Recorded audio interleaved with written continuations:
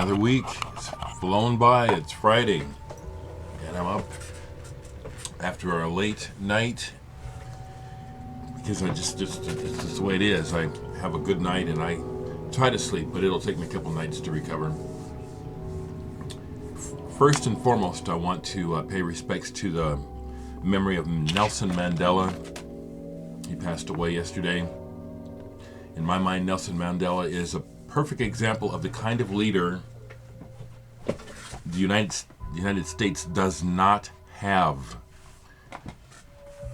Nelson Mandela, to me, appears to be someone who literally was willing to put his life on the line for what he believed in and what he thought was right. And all the hypocritical upper echelon people are remembering him and praising him, and they're going to make money off of him, but not a one of those motherfuckers are going to move anywhere closer to the type of person that he was. Not a one of them. And I'll go on record saying Obama is no Mandela. Not even close. Not even fucking close. Listening to Tangerine Dream this morning, Rubicon.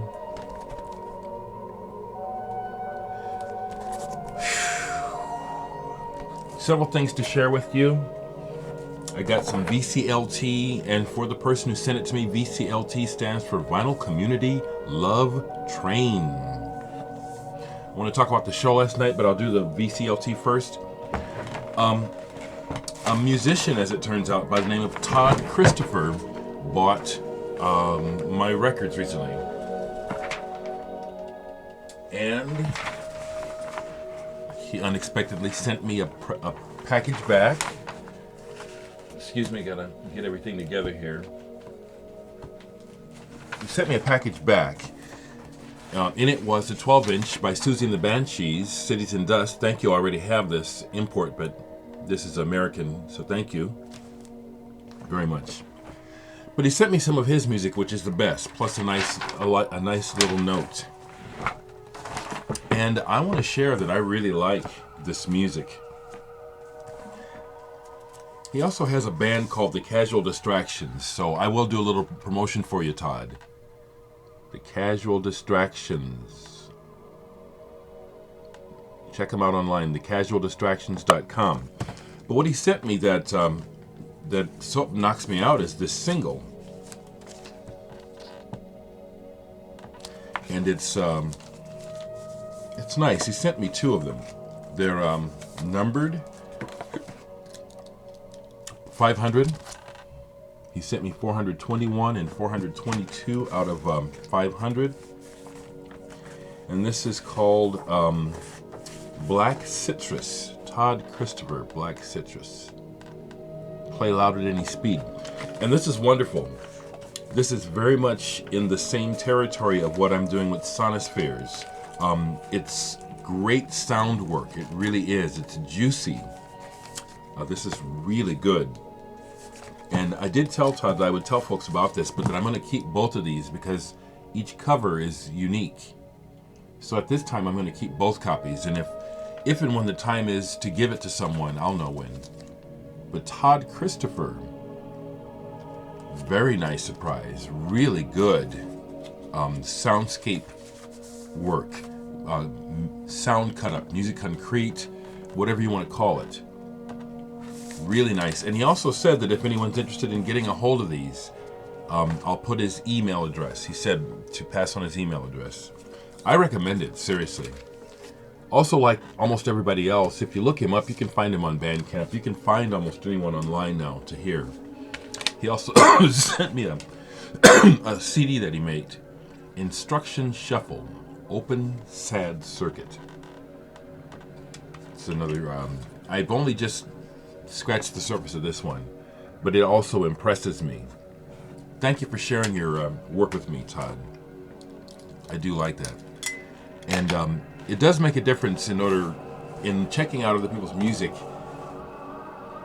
If you send me, I really don't like CDs, I really don't, but You know, you send me some vinyl, I'll definitely talk about it. But I'll be honest. You know what I'm saying? So if you'd like me to talk about your vinyl and you're good, you know you're good within yourself, and you feel that I'll catch that. You know, you can send me some music. I'll talk about it.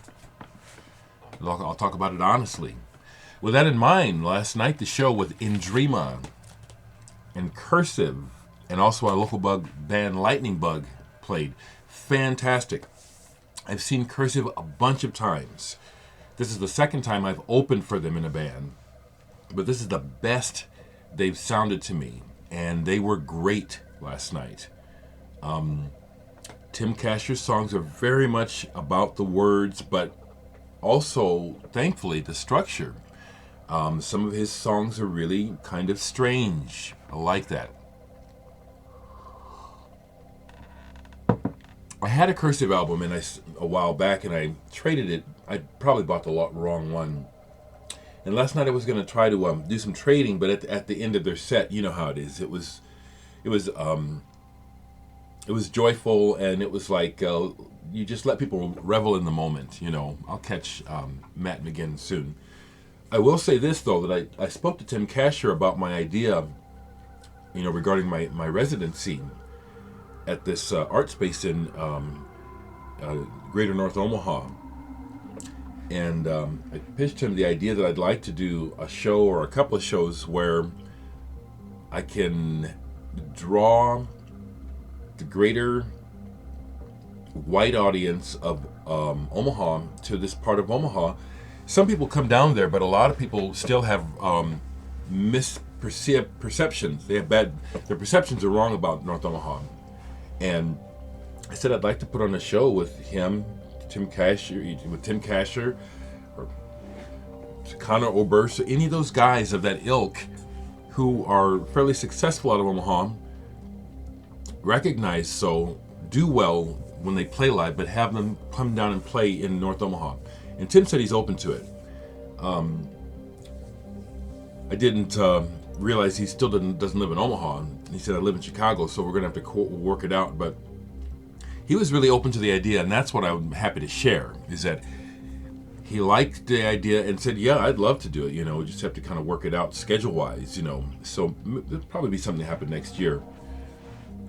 I think I'm gonna follow up on it, actually. I'm gonna see if I can, that's all I'll share now. I was really pleased, though, that he was open to the idea and said, yeah, I'd like to do it, actually. And then engaged me because he's heard about that part like most people. Most people know about the legacy of 24th and Lake. That's like ground central for back in the 60s when there was civil unrest. And so it has a stigma, you know, an unfair stigma, a wrong stigma. And that's where my residency is located. And Tim Casher knows about that. He said that he'd like to hear more. He'd like to hear stories. And I told him, well, I got stories for you personally. And there's a lot of folks that can tell you some amazing stories. Everyone from Louis Armstrong to Miles Davis to you name it has played down here. You name it. You name it. Duke Ellington, Count Basie, you name it. So Indrima never left, but I have to say that after last night, Indrima is back. I'm from the old school where you always try your best to do your best. It's not that you're trying to blow everyone else away, but if that happens, you're very happy. Now, I'm happy to say that last night, Indrima, I hope that some people told me they took some footage, that it makes it online, because it was a short set, but we just do what we do and have fun with it, and as a result, it was explosive. It was an explosive performance. I could feel it as well as see it out in the audience. But I got to give credit to Cursive. Cursive are so good at what they do that they just ruled the night. You know, we got a lot of wow, you know, and people tweeted. People even tweeted how good Indrima was. I love this stuff. These little things are the rewards. The money is not. The money is needed. The money's not a reward to me. It is not. That's the difference between me and Gene Simmons. He actually values the money. I value the experience and the feelings and the memories. I need the money, but I've got the most valuable part, which is the connection and the good feeling inside, knowing, we ripped it up last night. We kicked ass. I love playing in Dreamer.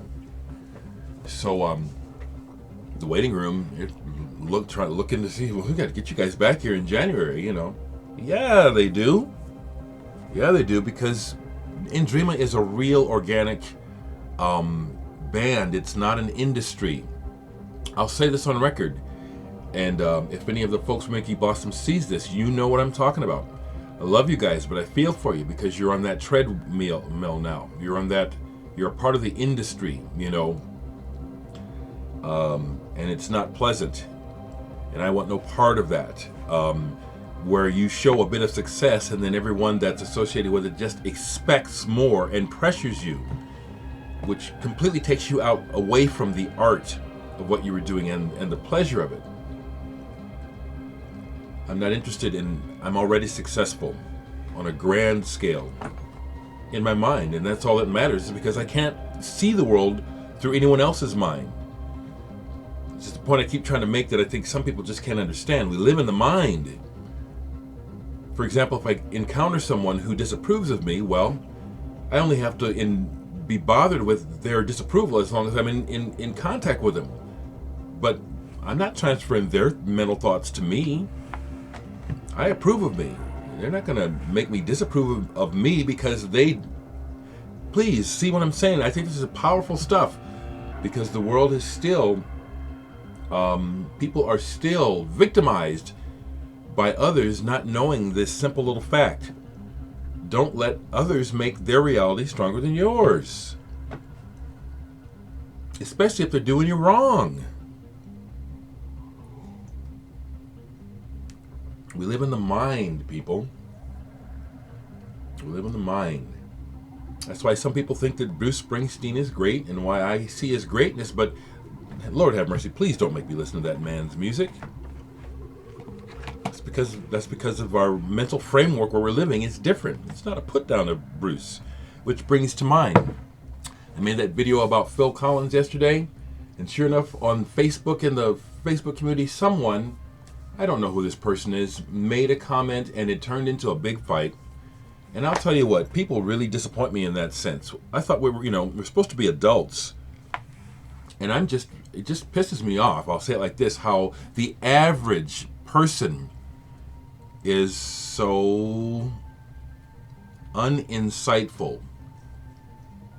It's like, it's a well-known fact that everyone has opinions, and yet the average person does not seem to be able to navigate that reality. And people get upset and take things personally because they don't think about it. I made a comment on Facebook. I said, I said what I had to say about Phil in my video, and that's it. To each his own, To argue about differences of opinions, it just leads to the debate is supposed to lead to solutions, but mostly people just argue because they can't see past their own stinking pile of shit. I, for one, am very willing to look at my stinking pile of shit and admit to it and try to tend to it the best I can. I wish, and I'm not perfect, because I'm just as big of an asshole as the next person, but I wish more people around me would try a little bit harder. Love you all. Thanks again, Todd.